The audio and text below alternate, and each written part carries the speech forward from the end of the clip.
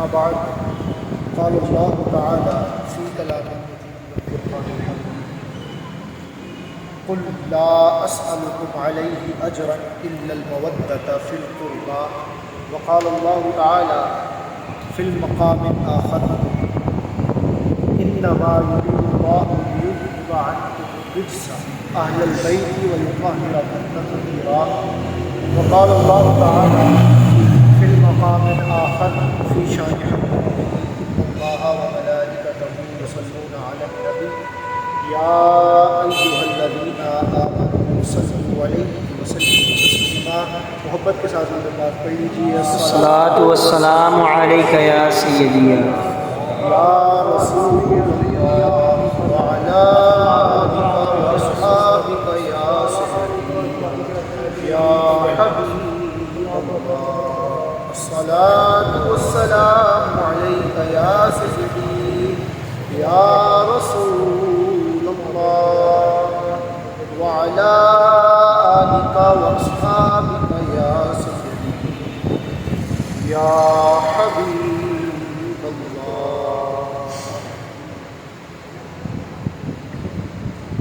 رب العزت نے بے پناہ فضل و کرم اور حضور نبی رحمت جانب عالم صلی اللہ علیہ وسلم تعالیٰ نے پاک مصطفیٰ سے الحمدللہ تعالیٰ ہفتہ وار محفل میلاد مصطفیٰ صلی اللہ تعالیٰ علیہ وآلہ وسلم میں ہم سب شریک ہیں. دعا ہے رب کریم ہم سب کا یہاں مل بیٹھنا اپنی پاک اور بلند بارگاہ میں قبول و مقبول فرمائے. ذکر اہل بیت اور ذکر امام عالی مقام سیدنا امام حسین علیہ السلام جاری ہے. عزیزان محترم یاد رکھیے اللہ پاک نے کم و بیش 1,24,000 انبیاء کرام کو بھیجا اور ہر نبی کو کوئی نہ کوئی خصوصیت کوئی نہ کوئی کمال عطا فرمایا. کائنات میں جتنے بھی لوگ ہیں اور ان کو ملنے والی ہر طرح کی شان کو اکٹھا کر لو. پوری دنیا کو اللہ پاک نے جتنی شانیں عطا کی یا تمام انبیاء کو اللہ رب العزت نے جتنے بھی معجزات عطا کیے ان سارے کا سارا کمال اگر کسی ایک ذات میں دیکھنا ہو تو وہ حضرت محمد مصطفیٰ صلی اللہ علیہ وسلم. اللہ پاک نے تمام انبیاء کی شانوں کو یکجا کر کے اپنے محبوب میں رکھ دیا.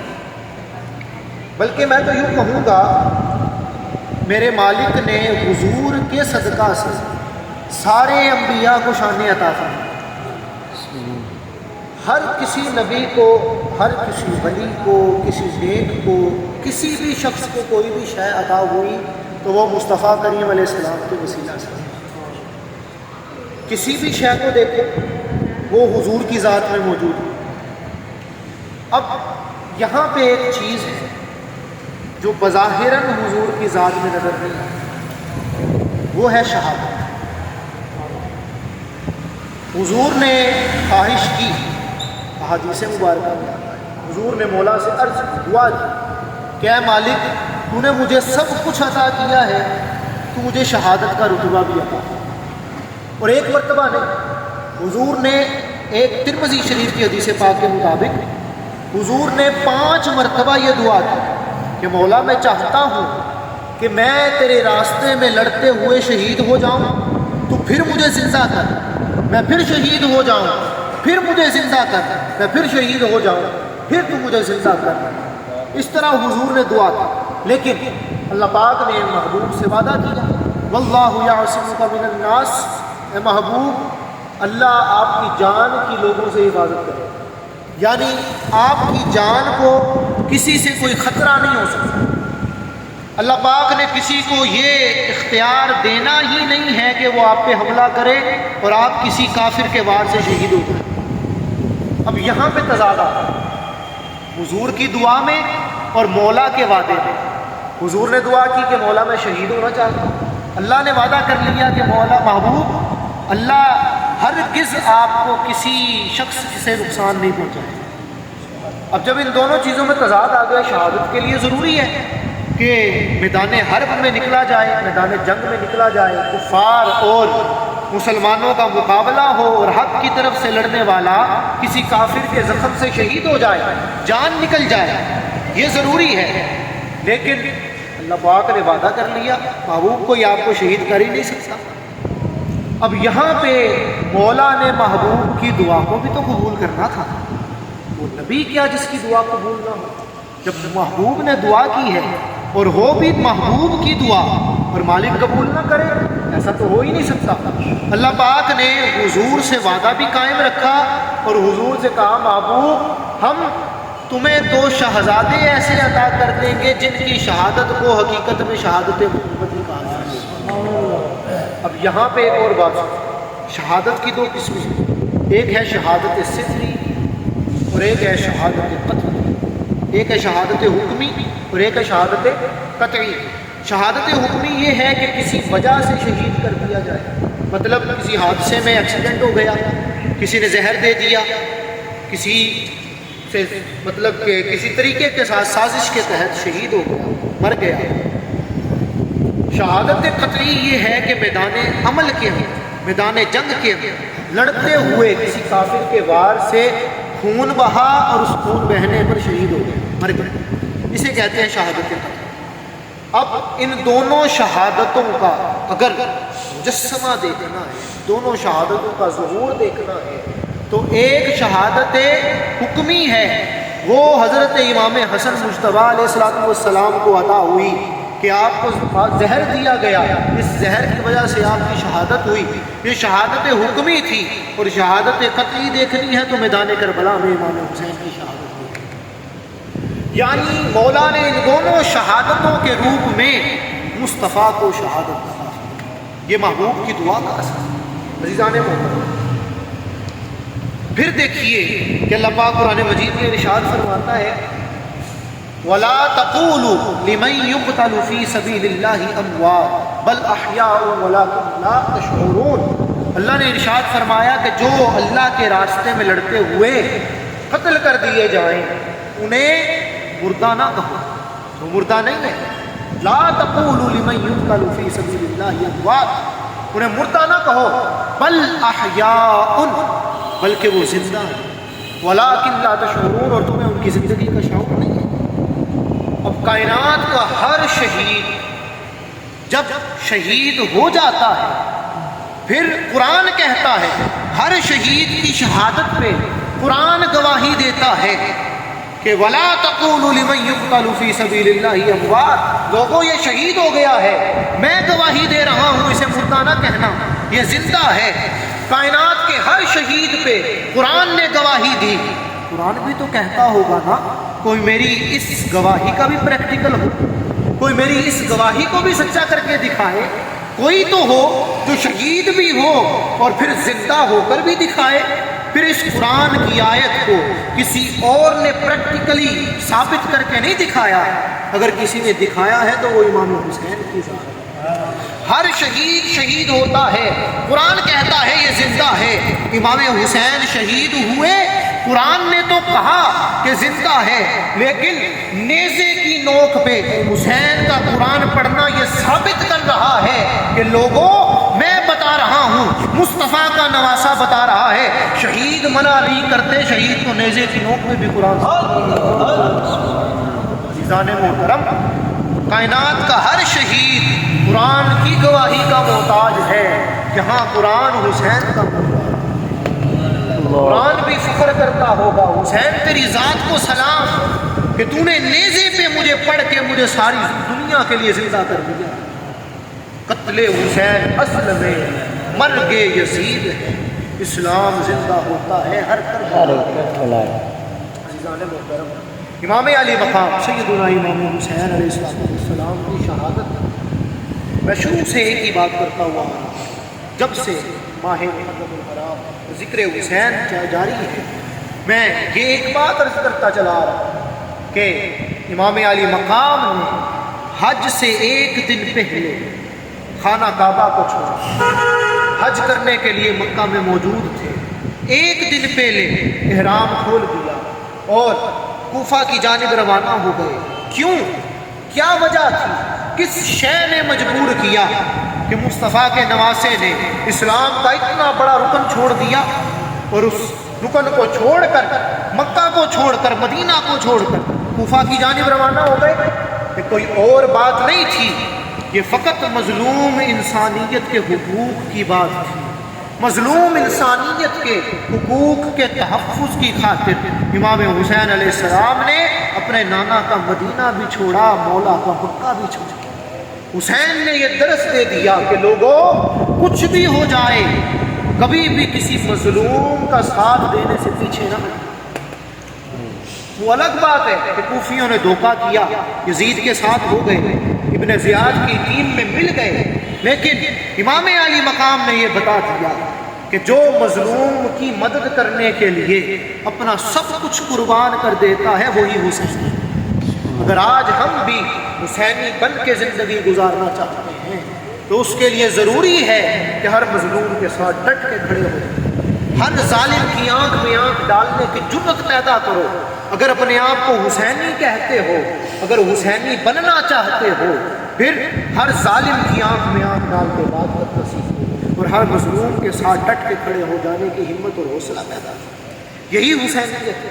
پھر عزیزان محترم، کسی نے کہا تھا نا، علی کا گھر تو وہ گھر ہے کہ جس گھر کا ہر ایک بچہ جہاں پیدا ہوا وہیں شیر خدا معلوم ہوتا ہے، کہ مولا علی کی ہر اولاد، کسی کو بھی دیکھ لو، 1450 سال گزر گئے، علی کی نسل سے پیدا ہونے والا ہر شخص ہمت اور حوصلے کا مجسمہ، علی کی نسل سے پیدا ہونے والا ہر بندہ وہ ہمت اور حوصلے کا سیمپل ہوگا۔ عزیزان محترم، یہ تو امام علی مقام کا معیار تھا نا کہ سب کچھ قربان کر دیا، ظالم کے ہاتھ میں ہاتھ نہیں دیا۔ اب ذرا امام حسین کی شہادت کے بعد کا منظر دیکھیے۔ امام علی مقام کی شہادت ہو چکی، قافلہ دمشق کی طرف روانہ ہوا، یزید کے بدبخت کے حکم سے کہ ان شہداء کے سروں کو میرے پاس لایا جائے، اس بدبخت کا حکم تھا۔ قافلہ دمشق کی طرف روانہ ہوا، دمشق کے اس قافلے میں اہل بیت اطہار کے نفوس قدسیہ، امام زین العابدین بھی موجود ہیں، سیدہ زینب پاک سلام اللہ تعالیٰ علیہا بھی موجود ہیں۔ وہ قافلہ شام کے اس بازار سے گزر رہا، کسی لوگوں کو، شام کے دمشق کے لوگوں کو صرف اتنا پتا تھا کہ کوئی باغی ہیں جن کے ساتھ جنگ ہوئی ہے اور انہیں معاذ اللہ قتل کر دیا گیا ہے اور ان کے سروں کو لایا جا رہا ہے۔ وہ نہیں جانتے تھے کہ یہ اہل بیت نبوت کا کارواں ہے۔ لوگ چھتوں پر کھڑے ہو کر اس قافلے کو دیکھ رہے تھے، ان میں ایک بوڑھی اماں بھی تھی۔ اس بوڑھی اماں نے جب اس قافلے کو دیکھا، اس نے اپنے گھر سے ضرورت کی چیزیں نکالی، چادریں نکالی، کھانے کا سامان نکالا، اپنے غلاموں کو بلایا اور کہا کہ یہ قیدیوں کو دینا شروع کیا۔ سیدہ زینب کے پاس رضی اللہ تعالیٰ عنہا، آپ کے پاس وہ سامان آیا، آپ نے سب کو ضرورت کی چیزیں دی، چادریں دی، کھانا دیا۔ اس خاتون کو بلایا، اس بوڑھی اماں کو بلایا۔ آپ نے اس بوڑھی اماں سے پوچھا کہ اماں یہ بتا، تو ہمیں جانتی ہے کیا؟ تو نے ہمیں پہلے دیکھا ہے؟ تیرے ساتھ ہمارا کوئی تعارف ہے؟ اس بوڑھی اماں نے کہا کہ میں جانتی تو نہیں ہوں۔ تو سیدہ پاک سلام اللہ علیہا نے پوچھا کہ اماں جان، پھر آپ نے ہماری اتنی مدد کیوں کی؟ کیا وجہ تھی کہ آپ نے مدد کی؟ تو اس بوڑھی اماں کے جو جملے تھے، ذرا ایمان کے کانوں کے ساتھ دل کے دریچوں کو کھول کے سے، وہ اماں کہنے لگی کہ بیٹا، میں کسی وقت میں، اپنے جوانی کے وقت میں، مدینہ پاک میں سیدہ فاطمہ الزہراء سلام اللہ تعالیٰ علیہا کی کنیز ہوا کرتی تھی۔ میں ان کی باندھی تھی، ان کی کنیز تھی، ان کی خدمت گزار تھی۔ جب میں ان سے اجازت لے کر دمشق واپس آنے لگی تو میں نے سیدہ پاک سے پوچھا کہ مجھے کوئی نصیحت کر دے، مجھے کوئی حکم فرما دے جس پر میں عمل کروں۔ تو سیدہ کائنات سلام اللہ علیہا نے فرمایا کہ ایک ہی نصیحت ہے، زندگی میں کبھی قیدی دیکھو تو ان کی مدد کرتے ہیں۔ کہنے لگی اتنے سال گزر گئے، آج کہتی دیکھے تو مجھے میری مخدومہ کی وہ نصیحت یاد آ گئی ہے، تو میں نے آپ کی مدد کی ہے۔ سیدہ زینب نے پوچھا کہ اماں جان ہمارے پاس اور تو کچھ نہیں، لٹا پھٹا قافلہ ہے، دعا کر سکتے ہیں، بتائیے آپ کے لیے کیا دعا کریں؟ اس اماں نے کہا کہ بیٹا میرے لیے یہ دعا کر دو، میں جب ان کے پاس کام کرتی تھی مدینہ پاک میں تو سیدہ کائنات کے چھوٹے چھوٹے بچے تھے، ایک حسن تھے، ایک حسین تھے، ایک زینب تھی۔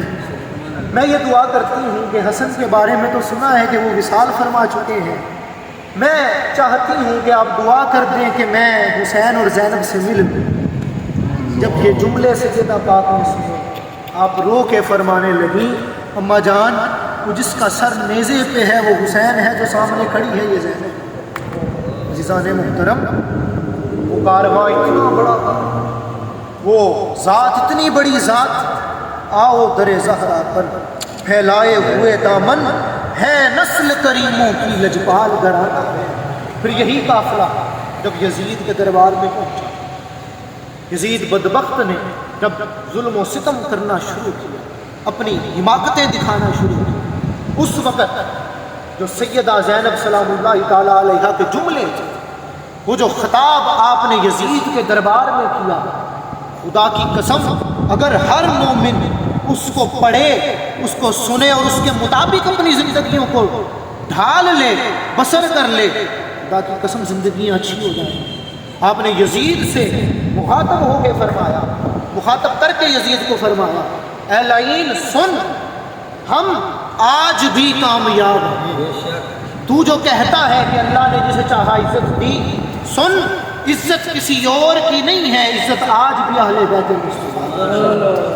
یہ جملے سنے ایک نابینا صحابی موجود تھے، انہوں نے کہا کہ یوں لگتا ہے جیسے علی بول رہے ہیں۔ سیدہ زینب پاک سلام اللہ علیہا کے لہجے میں وہ گرج تھی کہ نابینا صحابی بول اٹھے، یوں لگتا ہے جیسے علی بول رہے ہیں۔ سیدہ زینب پاک کے لہجے میں وہ گرج تھی، اور آپ نے گفتگو کرتے کرتے اس نے بدبخت نے یہ جملے بولے کہ آج میں نے اپنے باپ دادا کا بدلہ لے لیا ہے معاذ اللہ، آج میں نے بدر میں ہونے والے ظلم کا بدلہ لے لیا ہے، سما معاذ اللہ، نقل کفر نہ باشد معاذ اللہ۔ یہ جملے اس کے بولنے تھے کہ اذان شروع ہوئی، جب مؤذن پہنچا اشہد ان محمد رسول اللہ صلی اللہ علیہ وسلم، آپ نے پھر یزید کو کہا وہ بدبخت سن، آج بھی اذان میں تیرے نانے کا نام نہیں ہے، آج بھی زینب کے نانا کا نام ہے۔ یہ ہماری کامیابی کی دلیل ہے کہ ہم سب کچھ قربان کر کے بھی آج بھی بلند ہیں۔ عزیزان محترم، اب دیکھیے تو صحیح نا کہ جب شمر بدبخت نے امام حسین کا سر اقدس جسم اطہر سے جدا کیا تو اسے نیزے پر اٹھایا، تو یزیدی فوج میں سے ہی کوئی بولا تھا کہ دیکھو کیسا سر ہے جو کٹ کے بھی بلند ہو رہا ہے، یہ سر ہے حسین کا جو کٹ کے بھی سر بلند ہے، اور جو حسینی بن کے زندگی گزارے گا نا، خدا کی قسم حسین کبھی جھکنے نہیں دے گا، حسین ہمیشہ ہی بلند ہے۔